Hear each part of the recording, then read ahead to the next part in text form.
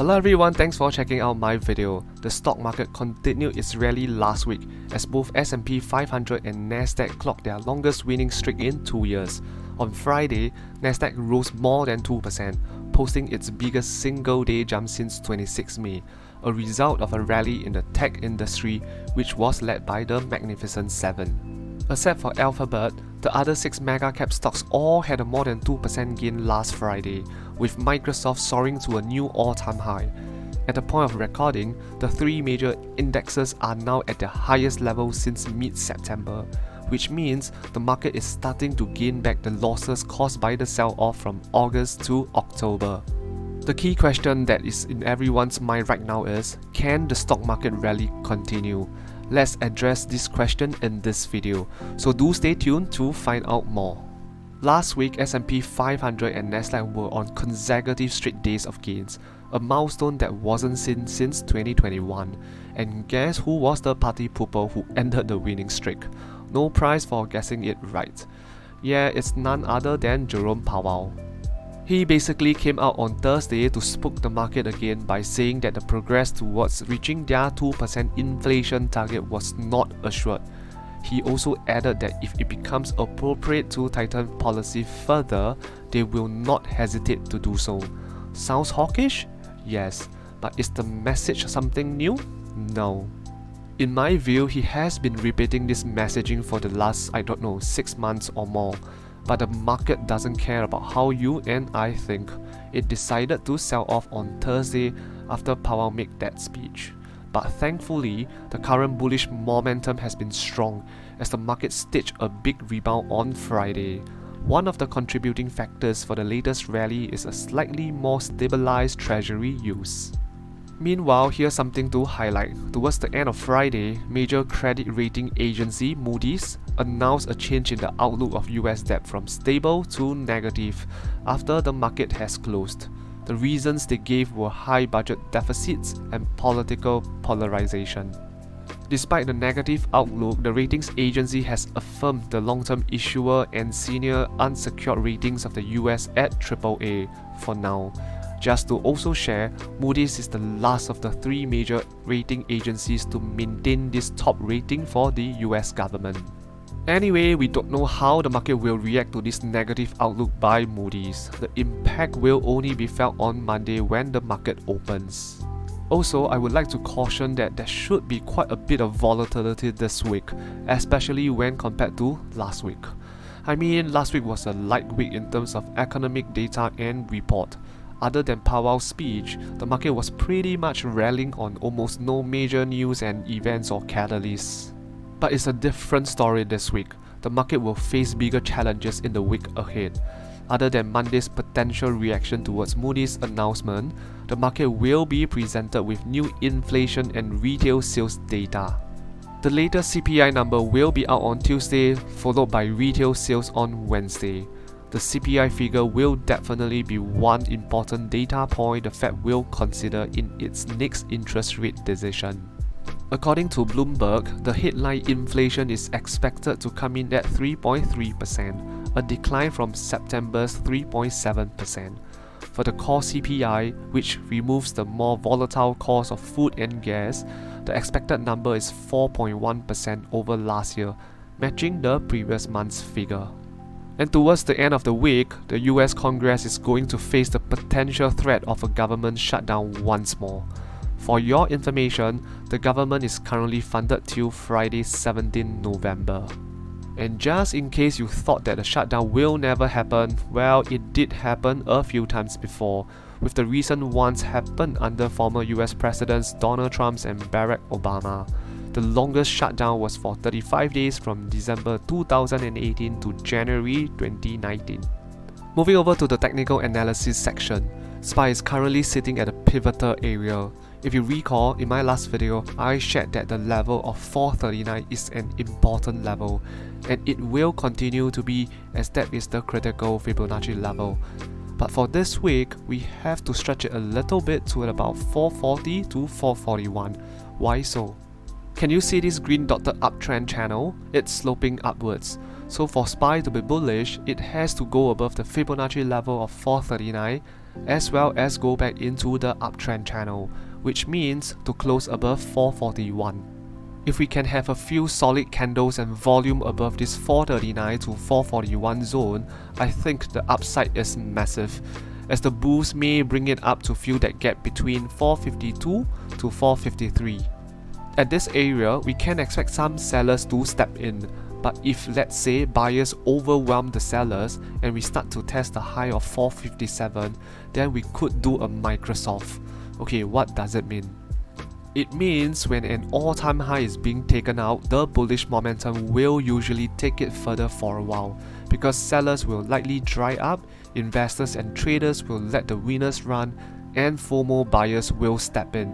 So this could typically last a few days to maybe even a week or so before sellers come back in to take profits off the table. By going above 457, we have a decent possibility to finally see 460's range in SPY. On the other hand, if SPYs get rejected at 439 to 441 area, there's no need for bulls to panic yet. We still have the purple downtrend channel as a support. SPY could retrace, test that purple downtrend channel line, and bounce back up again. When that happens, that's also bullish. In fact, it's even better, as it can fill up the gap between 430 to 433. I personally prefer some form of deeper pullbacks in the massive uptrend, which I will share later in the end thoughts section. I mean, I have shared before that I personally don't like these two gap ups. It will be good if one gets filled soon. Anyway, let's say if we don't get a bounce from the purple trend line and SPY falls back into the downtrend channel, then I would say the short-term trend has turned bearish again. The second gap could then be the bear's target, which ranges from 423 to 426. At this area, the strong support is at around 420, aka the important level, as well as the 200 moving average, which currently sits at 422. So long as these two levels are not breached, then the year-end rally thesis likely still in play. Moving over to Apple. Apple is looking great. This is what I called a breakout. As you can see, we have put a few solid candles above this purple downtrend channel and created 4 higher highs in the last 4 trading days. Not just that, it has closed above the important Fibonacci level of 185. The next target for the bulls is likely the gap at the top between 189 to 190, which also acts as a resistance point. This level is quite important in my opinion. Firstly, it is the high of early September, which Apple failed to break above it. Secondly, it was the gap down that Apple created after it reported its earnings. So if bulls can bring Apple above this, it is very bullish and we could have a chance to retest the all-time high of 197.7. In terms of the downside, watch the Fibonacci level of 185 closely. That is the first support. If it breaks, Apple could head towards the 100 moving average and the other Fibonacci level at around 181. At this area, it is still not a cause of concern for the bulls yet. But if let's say Apple pulls back further, watch the purple downtrend channel line closely. Just like SPY, we would want Apple to bounce off from this line.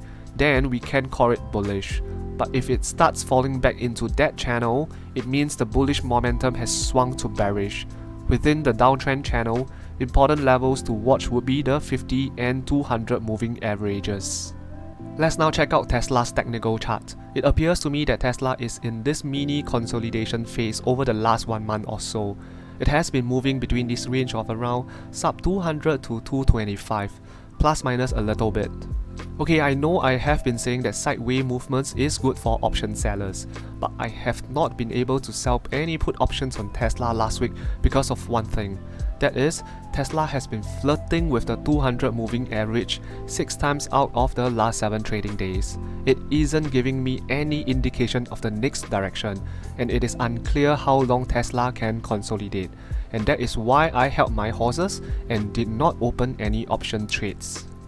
So for clearer direction, we need Tesla to stop flirting with this 200 moving average, which currently sits at 221. It has to move either up or down decisively away from this moving average before we can ascertain the next direction.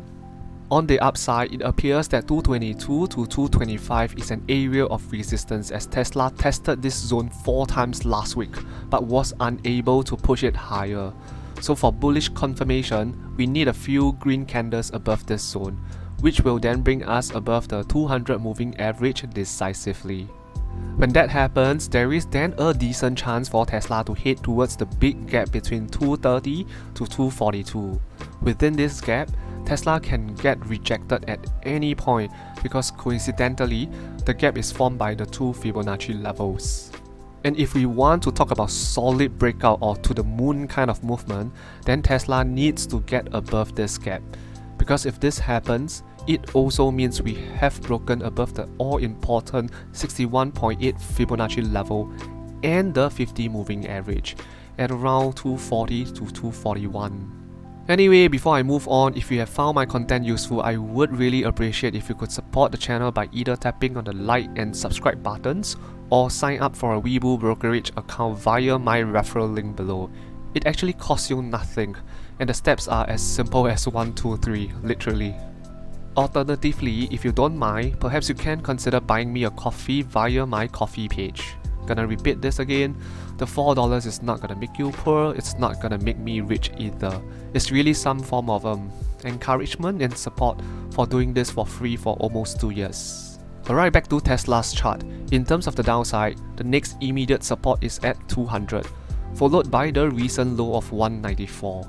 If both levels get breached, it is very bearish. I repeat, it is very bearish because it means Tesla has chosen his side by breaking away from the all-important 200 moving average that it has been flirting all this while.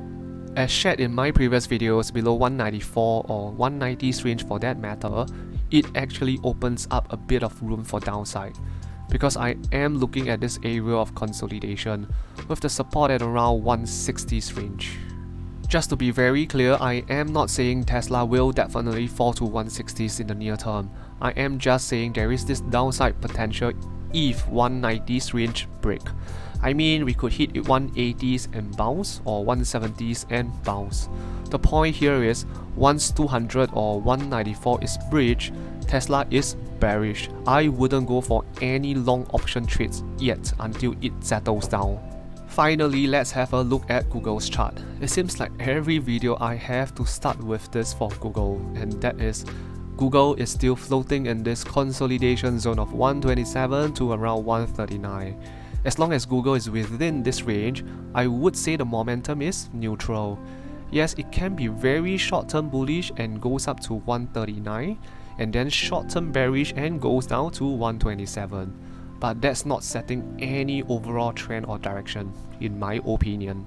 Anyway, Google is on this nice little uptrend as it is on its way to fill that huge gap down we had post-earnings. As shared previously, it was overreaction by the market, and if you had sold a put contract like I did, your trade should be in the green zone now.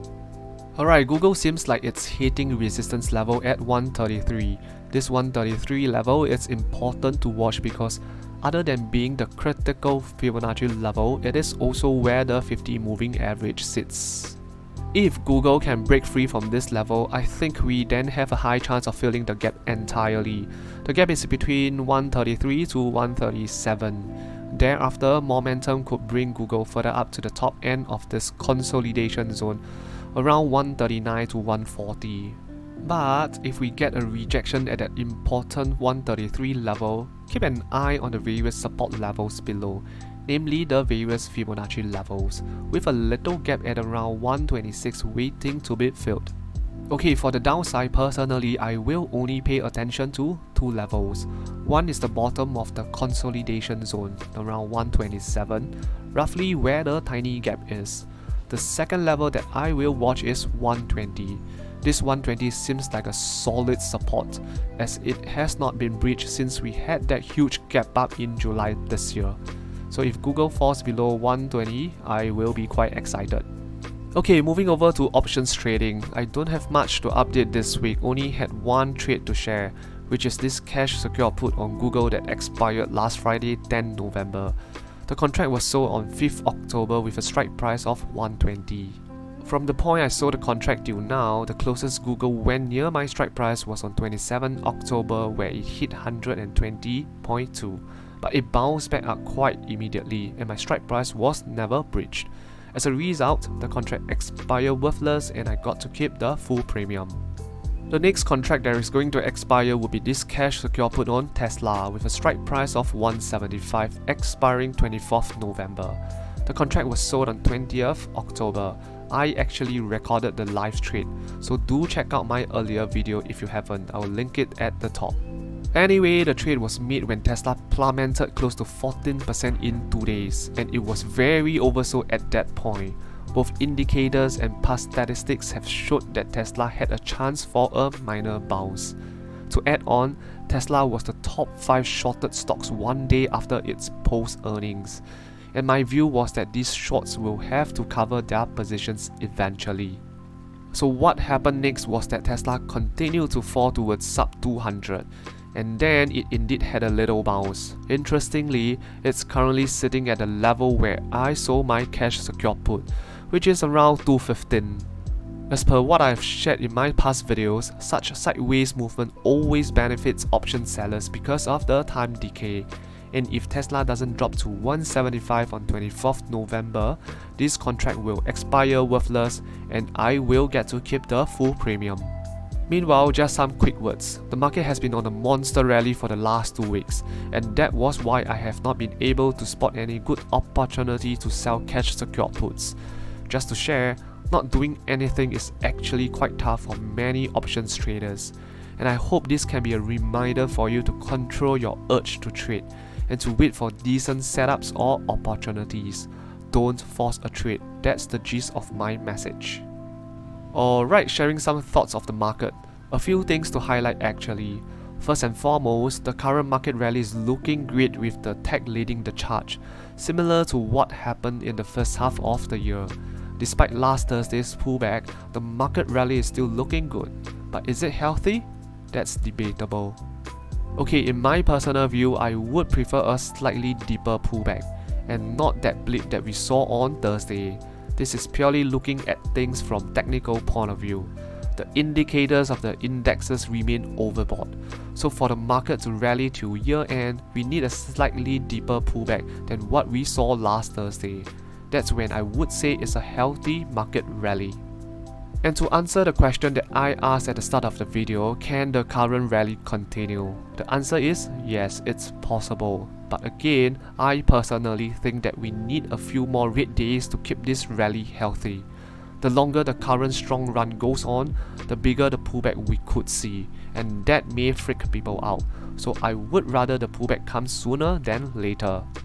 Anyway, those are just my personal views. Market doesn't really care about our views, so do take it with a pinch of salt, okay? Okay, technical part aside, in terms of macro environment, investors only have 2 things to focus right now. First is the treasury yields. Second is the Fed's interest rate hike campaign, and both are closely related. In fact, again, it's my personal view, the sharp movements in the stock market in the last few months has all been about bonds and yields.